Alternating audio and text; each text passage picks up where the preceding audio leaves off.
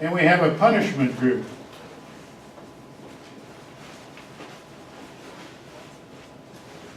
And what happens in the punishment group? When they push the bar, what happens? They get an electric shock. So in this case, electric shock. In the other case, electric shock was a negative reinforcer because the animal could learn something to avoid it or to turn it off. But in this case, if they push the bar, they get a shock. So it's called a punishment. The extinction-only group, you just turn off. And then, what you find these rats do, they go over and they push the bar, zzz, they jump, they go over and they push the bar again, zzz, they jump, and then they leave it alone. Every once in a while they go back and try it and get shocked. All right?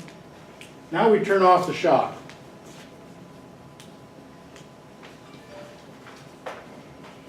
And so now both groups are in extinction. So, no food.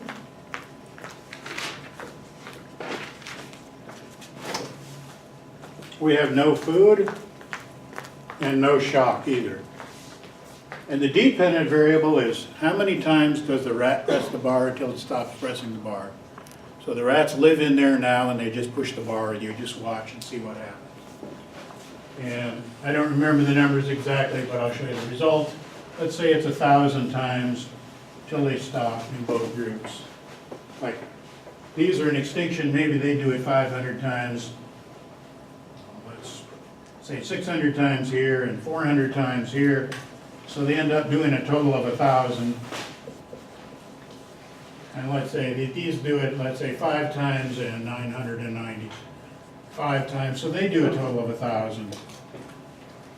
And there was no difference between extinction only versus extinction plus punishment. And so the behaviorists and people like Victoria Stilwell, who train animals, they tell you positive reinforcement. That's the key to training an animal to do something. They like positive reinforcement. They're not really sure what punishment is, but they know punishment is bad, and punishment doesn't work. Your dog pees on the carpet and you go whack the dog. The dogs don't really learn from that. It doesn't really work very well. You have to show the dog what to do, not what not to do. So you have to train the dog where you want them to pee. Hitting them after the fact doesn't help. So the basic moral of the story of punishment was that it doesn't work. Negative reinforcement works.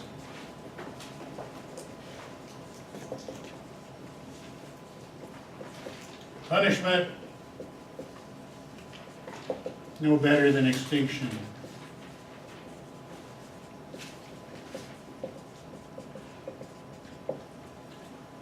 For some reason, because electric shock might be a punishment, electric shock might be a negative reinforcer, people get the two confused. Some misrepresentations of behavioral psychology is, oh, they're electric shocking people, they're mean, they're doing this bad stuff, whereas the people that are actually trained in this field, people like Victoria Stilwell, who's working with the dogs that are doing bad things, she doesn't use anything that looks at all like punishment. Cesar Millan will use negative reinforcement, so Victoria Stilwell sometimes criticizes Cesar Millan, thinks he's using punishment, when in fact he is not, he's using negative reinforcement. But this particular distinction has confused people. Before I raise this, questions about this particular experiment or this paradigm, distinction between negative reinforcement and punishment? Let me tell you about the A, B's, and C's of conditioning and then tell you a bit about what's known as learned helplessness. So the A's, B's, and C's, when you hear this and you saw this in the video with Zimbardo, are the antecedents, the behavior, and the consequences. And so in the analysis, in what's known as behavior analysis, and there's a whole journal in the field, behavior modification journals, all these people will talk about the A's, the B's, the C's. For example, in the Skinner box, we might have what's known as a discriminative stimulus. That's also would be our A. So it could be the case that when the light is on, the lever signals food. And if the light is off, pressing the lever doesn't give you food. So the light being on is called a discriminative stimulus because it tells you the conditions under which pressing the bar is reinforced with the food. So that's one of the antecedents.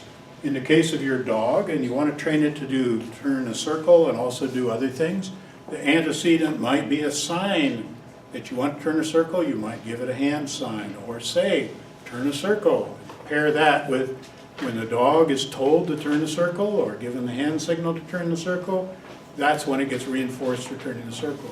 When you want it to shake hands, you give it a signal for shaking hands.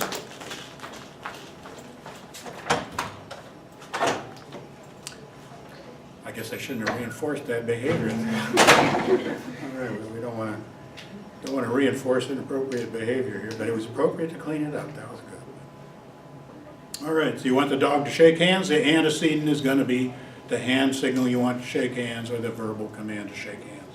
So the antecedent tells the animal what you want it to do in this case. That's the A's. The B is the behavior, so the dog doing the trick, the pressing of the bar to get the food. The consequences is the reinforcements, the clicks and the pellets of food, the electric shocks, the things that happen as a consequence of the behavior. As the consequences of the behavior. That's what's known as the A's, the B's, the C's of conditioning, and what you want to examine when you're looking at behaviors, what you want to examine to understand where they come from. Now here's some terms of operant conditioning.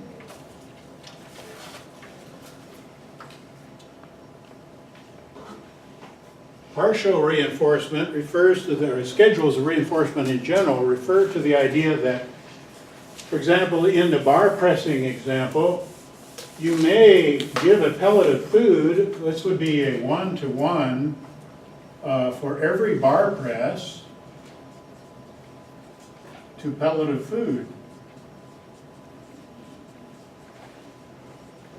So you might have 1-to-1. Animal presses the bar once, it gets a pellet of food. It presses the bar again, it gets another pellet of food. Or you might require that the animal press the bar twice to get a pellet of food.